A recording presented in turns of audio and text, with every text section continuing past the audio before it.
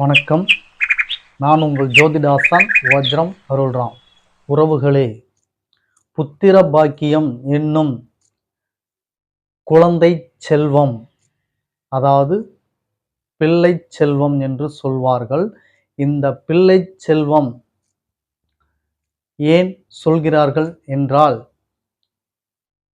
முன் காலத்தில் நம் முன்னோர்கள் 12, 18, 20 பிள்ளைகள் வரை கூட பெற்றெடுத்திருக்கிறார்கள். அவ்வளவு பிள்ளைகளையும் பெற்றெடுத்து அதை வளர்த்தெடுத்து அவர்கள் வாழ்வை மலரச் செய்திருக்கிறார்கள். அவர்களின் வழியே கிடைக்கும் மனமகிழ்ச்சி, சந்தோஷம், அவர்கள் ஈன்றெடுக்கும் பிள்ளைகள், வாரிசு, சந்ததிகள், இப்படி மனமகிழ்ந்து அகமகிழ்ந்து வாழ்ந்திருக்கிறார்கள். அதனால்தான் அவைகளை பிள்ளை செல்வம் என்று சொல்லியிருக்கிறார்கள்.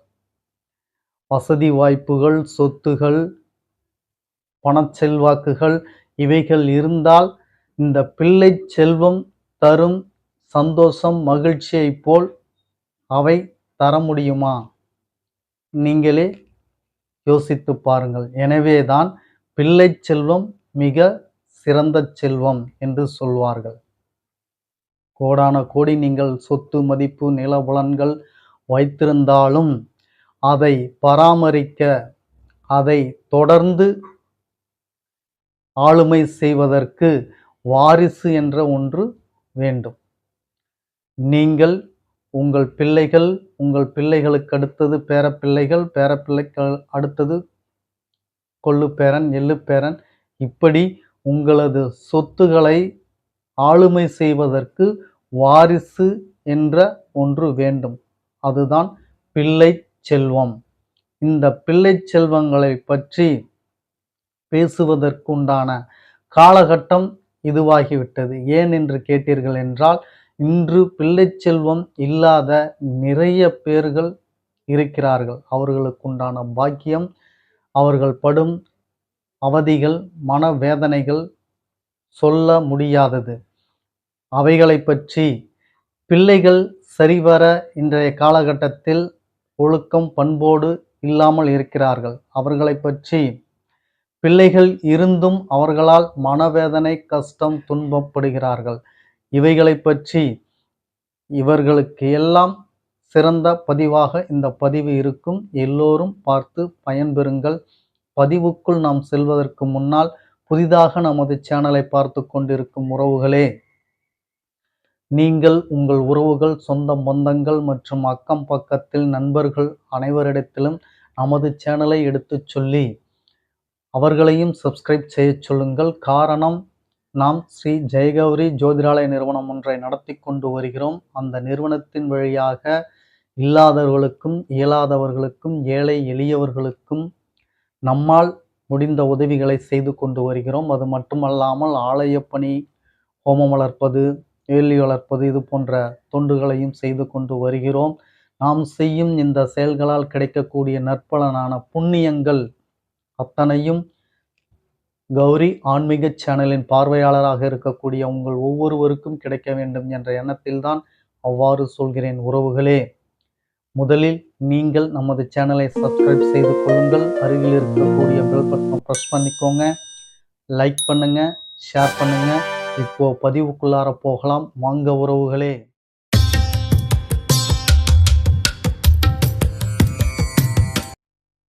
உறவுகளே, பிள்ளை செல்வம் என்பது, பிள்ளைகள் நம் முன்னோர்கள் எல்லாம் முற்காலத்தில் 20 பிள்ளைகள், 24 பிள்ளைகள் என்று பெற்றெடுத்து அவர்களை வளர்த்தெடுத்து மிகவும் மகிழ்ச்சியோடு, ஆனந்தத்தோடு வாழ்ந்திருக்கிறார்கள். உங்களது சொத்து, பத்து, கோடான கோடி பணங்கள் எவ்வளவு இருந்தாலும், பெயர், புகழ், அந்தஸ்து, செல்வாக்குன்னு சொல்லக்கூடிய அத்தனையும் இருந்தாலும், அவைகளை கட்டி காப்பாற்றி அவர்களை அவையை வளர்க்க, பேணிக்காக்க உங்களுக்கு பிள்ளைகள் என்னும் செல்வம் இருக்க வேண்டும். பிள்ளைகள் இருந்தால்தான் நீங்கள் சேர்த்து வைத்த அத்தனையும் அது காப்பாற்றப்படும், அது தொடர்ந்து வளர்த்து வரப்படும், அதாவது பேணி காக்கப்படும். பிள்ளைகள் இல்லை என்றால் நீங்கள் எவ்வளவு சொத்துகள் வைத்திருந்தாலும், பெயர், புகழ், அந்தஸ்து, கௌரவம் இருந்தாலும் அது உங்களோடு மறைந்துவிடும். நீங்கள் வாழ்ந்த வாழ்க்கைக்கு நீங்கள் வாழ்ந்தீர்கள் என்று சொல்வதற்கு சான்று இல்லாமல் போய்விடும். அதனால்தான் நம் முன்னோர்கள் பிள்ளை செல்வத்திற்கு முக்கியத்துவம் அளித்தார்கள். 22 பிள்ளைகள் பெற்றெடுத்தார்கள் என்றால் அவர்கள் 22 பேர்களும் பிள்ளைகளை பெற்றெடுத்தால் எப்படி இருக்கும்? யோசித்து பாருங்கள். அவர்கள் பிள்ளைகள் பெற்றெடுத்தால் எப்படி இருக்கும்? இப்படி ஒவ்வொருத்தரும் பிள்ளைகள் பெற்றெடுக்கும் போது ஒரு தோராயமாக ஒரு 50 பேர் ஒரு சுப்பிரமணியின் மகன் அப்படின்னு சொல்லும் பொழுது, சுப்பிரமணியின் மகன், சுப்பிரமணியின் பேரன், சுப்பிரமணியின் கொள்ளுப்பேரன், எள்ளுப்பேரன், இப்படி சுப்பிரமணிக்கு ஏற்படும் புகழை பார்த்தீர்களா? ஒவ்வொரு மருமகள் வழியிலும் அவர் பிரபலம் அடைகிறார். ஒவ்வொரு பேரன் வழியிலும் பிரபலம் அடைகிறார். ஒவ்வொரு பேரனும் மனைவியை கட்டும் பொழுது, அதாவது மனைவி கல்யாணம் செய்யும் பொழுது அவர்கள் சொந்த பந்தத்தின் வழியாக பிரபலம் அடைகிறார். அவர்களினால் ஏற்படும் சொத்து, அவர்களினால் ஏற்படும் உறவு முறை, அவர்களினால் ஏற்படும் பிரபலங்கள், இவை அத்தனையும் ஒருவருக்கு தானாகவே கௌரவம், அந்தஸ்து, புகழை ஏற்படுத்தி கொடுத்து விடுகிறது. இப்பேற்பட்டதை எல்லாம் தருவது இந்த பிள்ளை செல்வம்.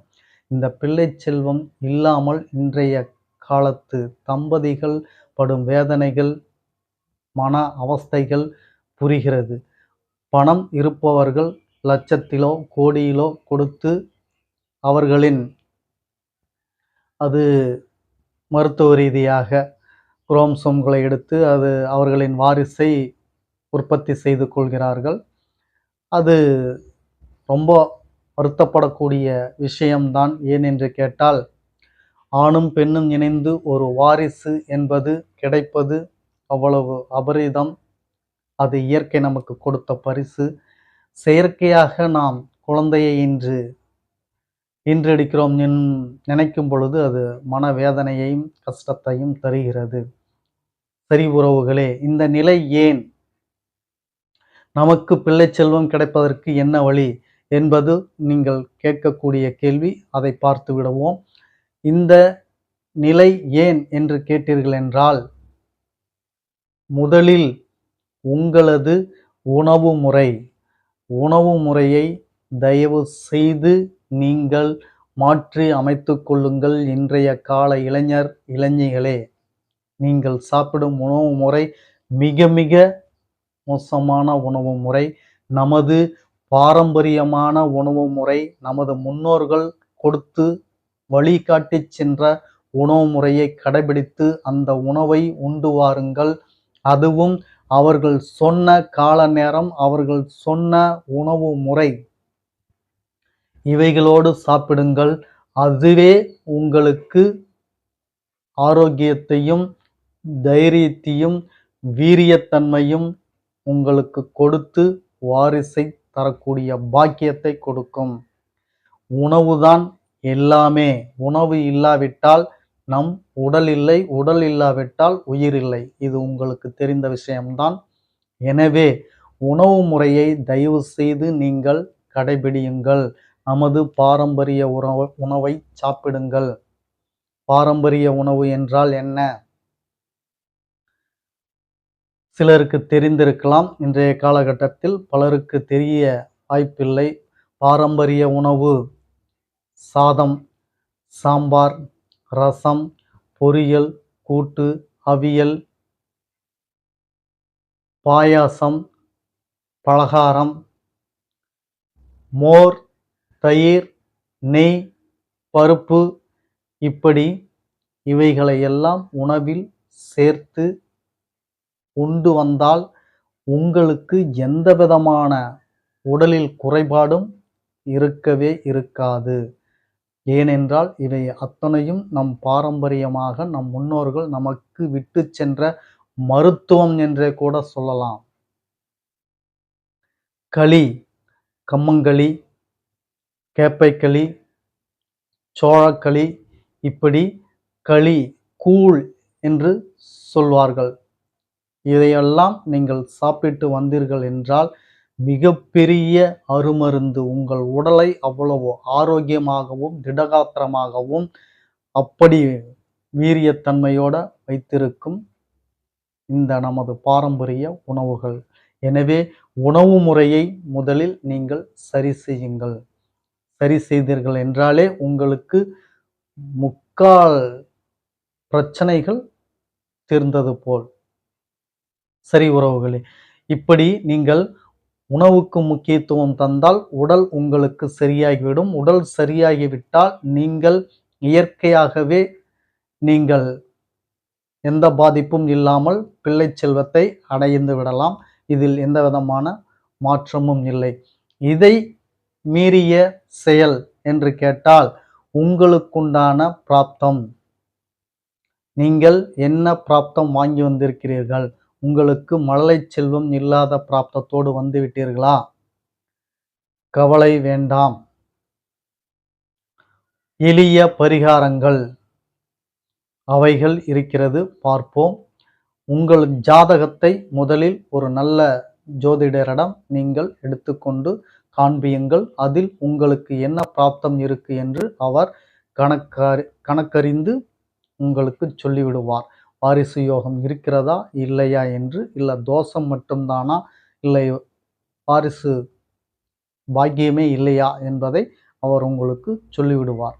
உங்களுக்கு தோஷம் இருந்தால் அந்த தோஷத்தை நிவர்த்தி செய்வதற்கு இதோ பரிகாரங்கள். மிக எளிய பரிகாரம். இதை கட்டாயம் நீங்கள் செய்து பயன்பெறுங்கள். இதை செய்யாமல் அலட்சியப்படுத்தினீர்கள் என்றால் உங்களுக்கு தான் அது இழப்பீடு. இறைவனுடைய அனுகிரகத்தால் அதை இன்று நீங்கள் தெரிந்து கொள்கிறீர்கள் என்பதை மட்டும் நீங்கள் மனதில் வைத்துக் கொள்ளுங்கள். என்னவென்று கேட்டீர்களேயானால், நீங்கள் அதிகாலையில் 5 மணிக்கு எழுந்து குளித்து உங்களது இயற்கை வேலைகளை எல்லாம் செய்து முடித்துவிட்டு 5:30 மணிக்கு நீங்கள் பிள்ளையார் கோவிலுக்கு செல்ல வேண்டும். பிள்ளையார் கோவில் என்றால் அரச மரம் அடியில் இருக்கக்கூடிய பிள்ளையார் கோவிலுக்கு, அரச மரம் அடியில் இருக்கும் பிள்ளையார் கோவிலுக்கு சென்று 108 முறை நீங்கள் பிள்ளையாரை சுற்றி வணங்கி வர வேண்டும். 108 முறை சுற்றி வணங்கி வர வேண்டும். அல்லது 18 முறை அல்லது 90 முறை, 54 முறை, 72 முறை, இப்படி 9 வரக்கூடிய எண்ணிக்கையில் நீங்கள் சுற்றி வர வேண்டும். 9 சுற்று மட்டும் சுற்றினால் போதுமா என்று நீங்கள் கேட்டீர்கள் என்றால், உங்களுக்கு அவ்வளவுதான் முடியும் என்றால் தாராளமாக நீங்கள் 9 சுற்று மட்டும் சுற்றி வரலாம்.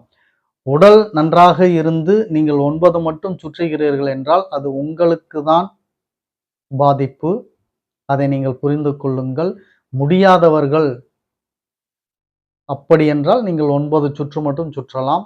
நல்ல ஆரோக்கியமாக இருக்கிறீர்கள், நடுத்தர வயதாக இருக்கிறீர்கள் என்றால் தாராளமாக நீங்கள் 108 சுற்று சுற்றலாம். அல்லது 54 சுற்று, 72 சுற்று, இப்படி நீங்கள் சுற்றலாம்.